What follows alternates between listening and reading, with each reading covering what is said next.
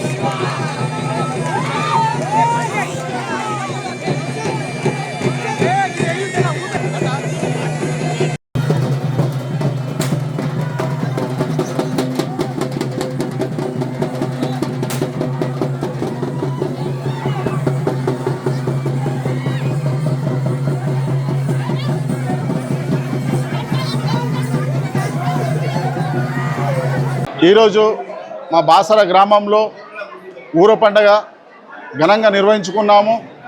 ఈ పండుగ ముఖ్య ఉద్దేశం 2020 సంవత్సరంలో కూడా చేశాము, మళ్ళీ ఇప్పుడు 2026లో చేస్తున్నాము. ఈ పండుగ ముఖ్య ఉద్దేశం ఏంటంటే పాడి పంటలు పండాలని, వర్షం సమృద్ధిగా కురవాలని, రైతులందరూ పచ్చగా చల్లగా ఉండాలని చెప్పేసి, అలాగే ఎటువంటి అవాంఛనీయ సంఘటనలు జరగకుండా, ఎలాంటి రోగాలు కానీ ఇలాంటివన్నీ కూడా బాగుండాలని చెప్పేసి, తగ్గాలని చెప్పేసి, అలాగా ఈ అమ్మవారిని మేము ఈ అనాది కాలం నుంచి వస్తున్న సాంప్రదాయాన్ని మేము కొనసాగిస్తున్నాము. అలాగే ఈ యొక్క పండుగకు ముఖ్యంగా మా గ్రామ పెద్దలు, అలాగే వీడీసీ ప్రెసిడెంట్, మెంబర్లు, అలాగే ఈ యొక్క పోచమ్మ పండుగ నిర్వాహక కమిటీ వీళ్ళందరికీ, అలాగే మా బాసర గ్రామ ప్రజలకు, ప్రింట్ అండ్ ఎలక్ట్రానిక్ మీడియా మిత్రులకు, అధికారులకు అందరికీ కూడా నా యొక్క ధన్యవాదాలు. నేను హృదయపూర్వకంగా తల వంచి నమస్కారాలు చేస్తున్నాను. ఇట్టి పండుగను ఘనంగా నిర్వహించినందుకు ధన్యవాదాలు. Thank you. ఇంకోసారి